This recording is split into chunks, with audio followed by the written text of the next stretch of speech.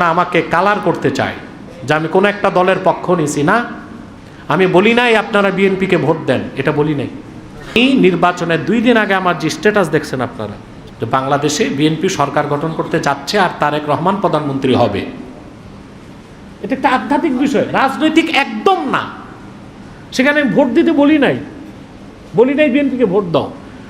জামাতের লোকজন গেছে খেপে যে আমার এই কথায় ভোটের হিসাব অনেকটা পাল্টায় গেছে। আপনারা জানেন অনেক নাস্তিক বুদ্ধিজীবী আমার সাথে ডিবেট করছে, আলহামদুলিল্লাহ প্রত্যেকেই গো হারছে, আর আল্লাহ আমাদেরকে ভূমিদশ বিজয় দিয়েছেন প্রত্যেকটা ডিবেটে।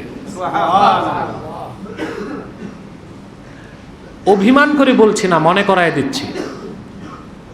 এখন যারা সরকারি দলে বিরোধী দলে, আমাদের শহীদুল্লাহ বলছেন এটা ভালো লাগছে, তার মধ্যে কৃতজ্ঞতা বোধ আছে। কিন্তু জামাত ইসলামীর লোকগুলো মনে রাখছে না ভুলে গেছে আমি জানি না। 16 বছর তারা যখন নির্যাতিত ছিল, নিপীড়িত ছিল, তাদের নেতাদের পক্ষে কথা বলার সুযোগ ছিল না, তাদের ঠোঁট নড়ার সাহস ছিল না। আমরা তখন তাদেরকে আশ্রয় দিয়েছি, তাদেরকে অ্যাক্সেস দিয়েছি, তাদেরকে সুযোগ করে দিয়েছি। আজকে হয়তোবা তারা তা ভুলে গেছে, সেজন্য আমাকে কালার করতে চায় যে আমি কোনো একটা দলের পক্ষ নিছি না।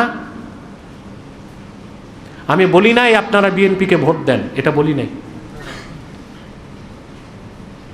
আমি নির্বাচনের 2 দিন আগে আমার যে স্ট্যাটাস দেখছেন আপনারা, এই স্ট্যাটাস পাওয়ার 1 দিন পর তারেক রহমান আমাকে ফোন দিয়েছে, কথা বলেছে, কৃতজ্ঞতা জানাইছে।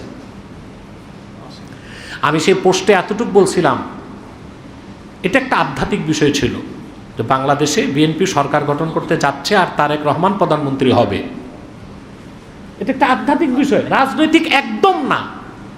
সেখানে আমি ভোট দিতে বলি নাই বিএনপিকে ভোট দাও। জামাতের লোকজন গেছে খেপে যে আমার এই কথায় ভোটের হিসাব অনেকটা পাল্টায় গেছে। আরে ভাই, কে ক্ষমতায় যাবে কে যাবে না ফয়সালা তো হয় আসমানের উপর। চূড়ান্ত ফয়সালা কোথায়? আমি কোনো দলের পক্ষে না, কোনো দলের লেজভিত্তি করি না। কেন করব? আরে ভাই, মানুষ তো কোনো দলের পিছনে ঘুরে, স্বার্থ আছে 3টা, কথা বলেন, ক্ষমতা, টাকা, এই 2টা, ঠিক কিনা? প্রভাব। আলহামদুলিল্লাহ, আল্লাহ তার হাবিব মুহাম্মদ সাল্লাল্লাহু আলাইহি সাল্লামের জুতা মোবারকের সদকায় তার গোলামকে পলিটিক্সের বাইরে রেখে ওই 3টা দিয়ে রাখছেন। আমাকে প্রত্যেকটা দলের পক্ষ থেকে ইঙ্গিত দেওয়া হয়েছে নারায়ণগঞ্জে নির্বাচন করতে, 1 টাকাও আমার লাগতো না, আমি যাই নাই।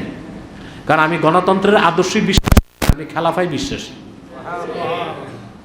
হ্যাঁ, অন্যরা করবে, যাদেরকে দেখবো দিনের পক্ষে সহযোগিতা করব, দেখবো দিনের বিপক্ষে বাধা দিব। তা আমার তো এগুলো হাতের নাগালে ছিল, পকেটে ছিল, কিন্তু আমি আখেরাতকে নষ্ট করি নাই।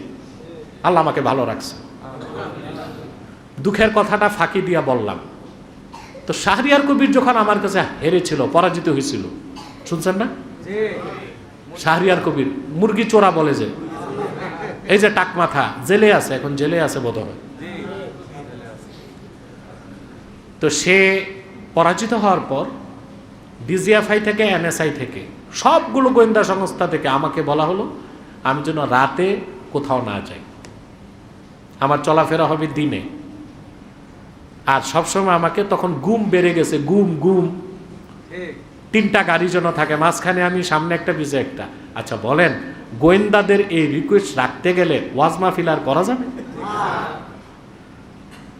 বাংলাদেশের প্রত্যন্ত অঞ্চলগুলোতে আমি দিনে যাই, তারা ব্যবস্থা করতে পারে, হেলিকপ্টার নিয়ে যাই আমি, আমার সমস্যা হয় না।